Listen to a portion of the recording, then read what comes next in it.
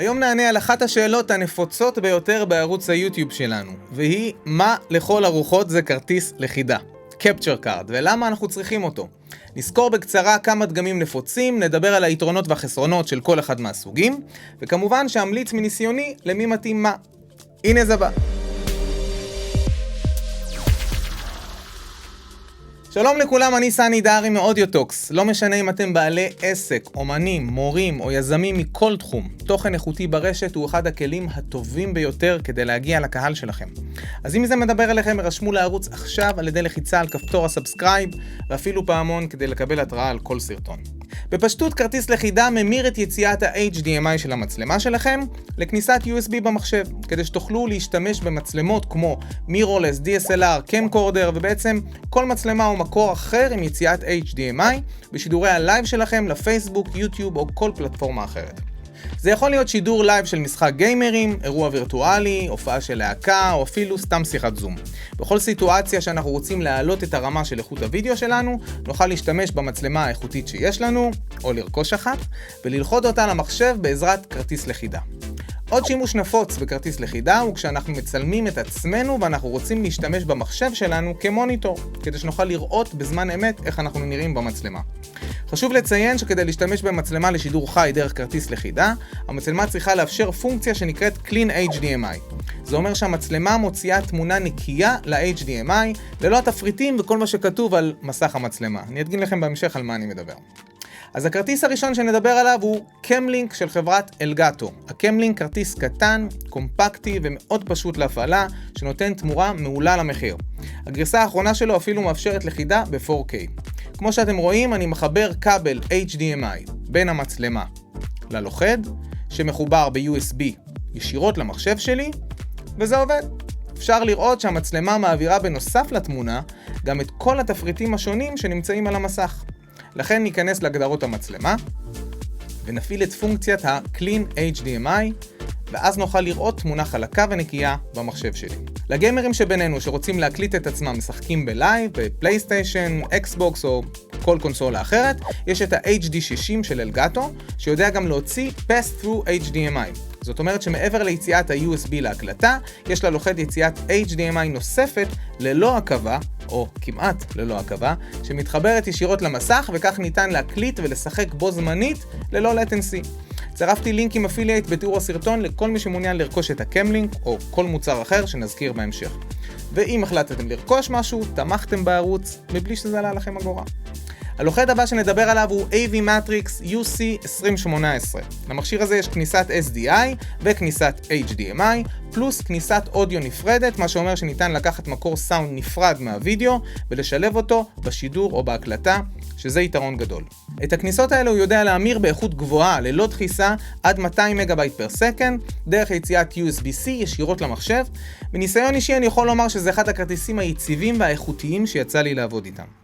ולפני שאנחנו ממשיכים, תרביצו איזה לייק קטן לסרטון, זה משמח אותי, מה אכפת לכם?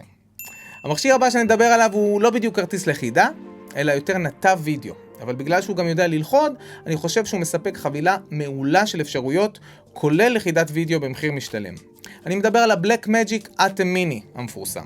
האטם יודע לקבל עד 4 כניסות נפרדות של HDMI, זה יכול להיות 4 מצלמות שונות, או 2 מצלמות, קונסולת משחקים, מחשב מצגות, כל דבר אחר, למעשה כל סורס, כל מקור שיש לו יציאת HDMI.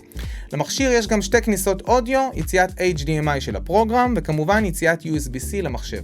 בכמה מאות שקלים יותר מלוכד רגיל, אתם מקבלים גם נתב וידאו איכותי.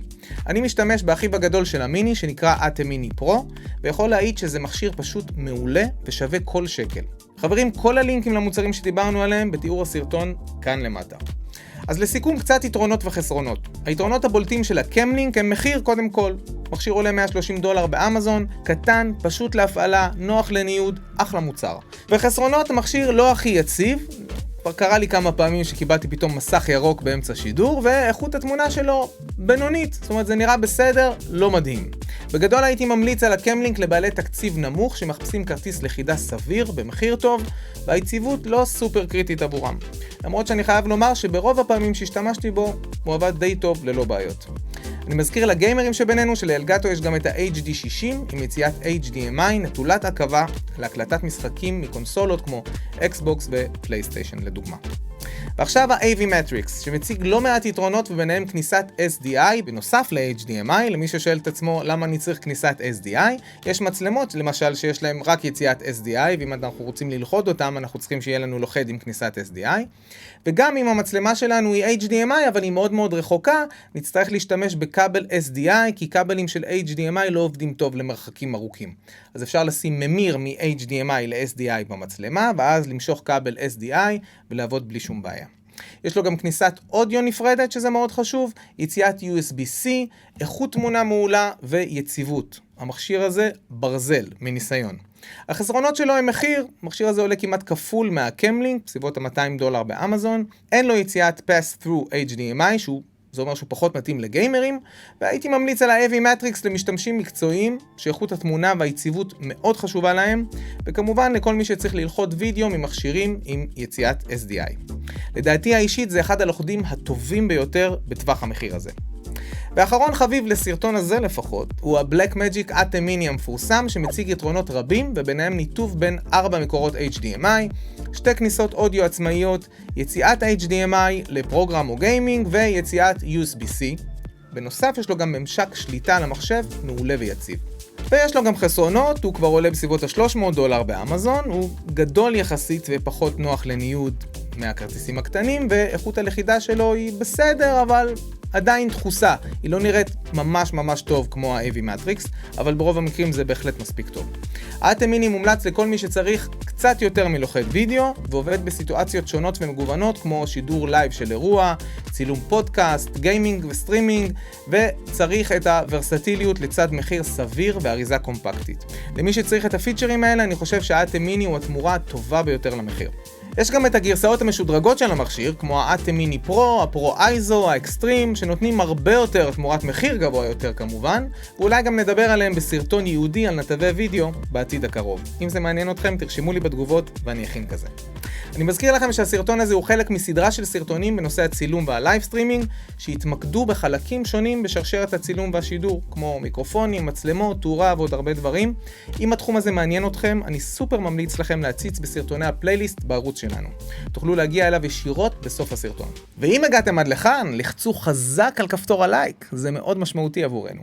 הרשמו לערוץ, תפעילו פעמון, אני מקווה שנהנתם, שלקחתם ערך מהסרטון הזה. אני זמין בתגובות לכל שאלה, הערה או סתם אם בא לכם לפרגן. דברו איתי, סני דהרי מאודיוטוקס, נתראה בקרוב.